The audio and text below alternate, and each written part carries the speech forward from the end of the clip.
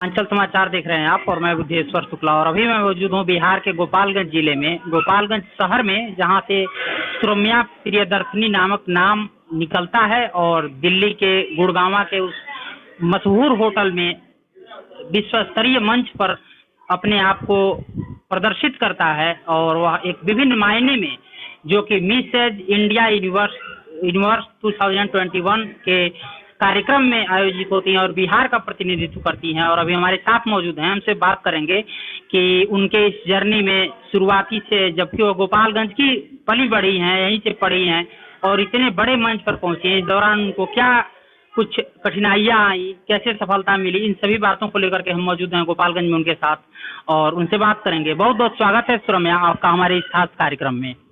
Thank you so much. सबसे पहले हम जानना चाहेंगे कि आप अपना शॉर्ट परिचय हमको दें, क्योंकि आपके पास भी समय की कमी है और काफी सारे लोग भी अभी आपके साथ हैं, कई कार्यक्रमों में जाना है। तो छोटा सा परिचय अपना दें अपने परिवार के बारे में, कहाँ से आपकी पढ़ाई लिखाई, शुरुआती पढ़ाई लिखाई और उसके साथ। जी, मेरा नाम सुरम्या प्रियदर्शनी है। मैं मिसेज इंडिया यूनिवर्स 2021 की फाइनलिस्ट हूँ, गोपालगंज बिहार से। मेरे पिताजी का नाम श्री रंजन कुमार सिन्हा है। मेरी माताश्री का नाम श्रीमती पुष्पा सिन्हा है, वो रिटायर्ड गवर्नमेंट टीचर हैं। मैं गोपालगंज की ही हूँ, यही मेरा एस्मार्ट चलता है, अगर आप जानते होंगे तो वहीं पे मेरा घर है। जी जी, वहीं पे मेरी स्कूलिंग हुई, पास में ही सेंट जोसेफ स्कूल है। तो नर्सरी से लेकर 7th तक मैंने सेंट जोसेफ स्कूल में पढ़ाई की है। फिर केंद्रीय विद्यालय इंट्रोड्यूस हुआ था गोपालगंज में, तो 2004 का पहला बैच 2008 में पास हुआ था, हम ही थे।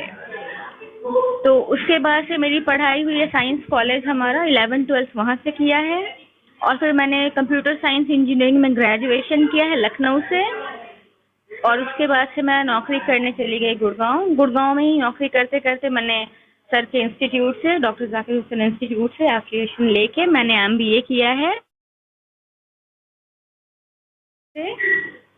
इतने पढ़ाई लिखाई के दौरान या उस सीमा तक जाने के दौरान आपको कहीं कुछ कठिनाइयों का सामना करना पड़ा? असल में आप अगर महिला वर्ग से हैं तो। जी बिल्कुल करना पड़ा। घर और शिक्षकों, गार्जियन और शिक्षकों के तरफ से पूरा सपोर्ट था। हम लोग काफी ब्लेस्ड हैं कि हमारे पेरेंट्स इतने मॉडर्न सोच के हैं, इतने एम्पावरिंग हैं, इतने सपोर्टिंग हैं, एज वेल एज हमारे टीचर्स, उनकी ही देन है जो भी है, उन लोगों ने भी काफी सपोर्ट किया। But yes, when it comes to being a woman from Gopalganj, या आप गोपालगंज में हैं, लखनऊ में हैं, गुड़गांव में हैं, कहीं पे भी हैं, बिल्कुल जब मैं छोटी थी, मैं ग्रोइंग एज में थी, तब से मैं ईव टीजिंग का सामना कर रही हूँ।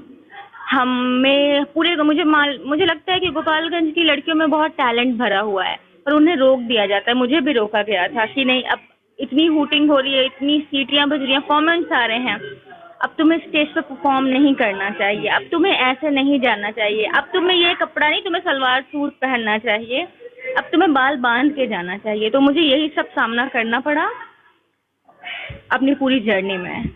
इस तमाम सामनाओं के बाद आपको ऐसा कुछ नहीं लगा कि अब पढ़ लिख लिए, शादी हो गई, उसके बाद से नौकरी करने लगे, अब फिर यहीं पे सेटल हो जाना चाहिए, अब कुछ इसके अलावा नहीं सोचना चाहिए, जो कि आपने इस मुकाम को इस कोरोना काल में उपलब्धि के दौरान तहत पाया है, कि ये कैसे दिमाग में आया कि हमको यह करना चाहिए कुछ नौकरी से हट के?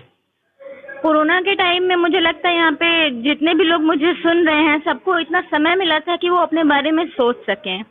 उसी प्रकार से मैं भी अपने बारे में सोचती थी कि I am not the person कि मैं सिर्फ लैपटॉप के सामने काम करूं या अपने घर के काम करूं। सबको अपनी अपनी लाइफ की जर्नी रिवाइज हो रही होगी। मैं बहुत श्योर हूँ कि हमारी ज़िंदगी कैसे बीती है, हमने क्या क्या चैलेंजेस फेस किए हैं। उस समय मुझे रियलाइज़ हुआ कि अगर मैंने इतने चैलेंजेस फेस किए हैं तो कोई और तो बदलेगा नहीं है किसी के लिए, ना मेरे लिए किसी ने बदला था। तो मैं वो आवाज़ बनना चाहूँगी जो चेंज हो गोपालगंज के लिए। तो उस टाइम पे मैंने ये डिसीजन लिया कि मैं गोपालगंज से अपना नॉमिनेशन दूंगी, और जो लड़कियां यहाँ की सफ़र करती हैं, कपड़ों पे कमेंट या जो भी रेस्ट्रिक्शन सफ़र करती हैं, जो भी मैंने भी किया था, उसको तोड़ूंगी। और मुझे ये प्लेटफॉर्म सबसे अच्छा प्लेटफॉर्म लगा।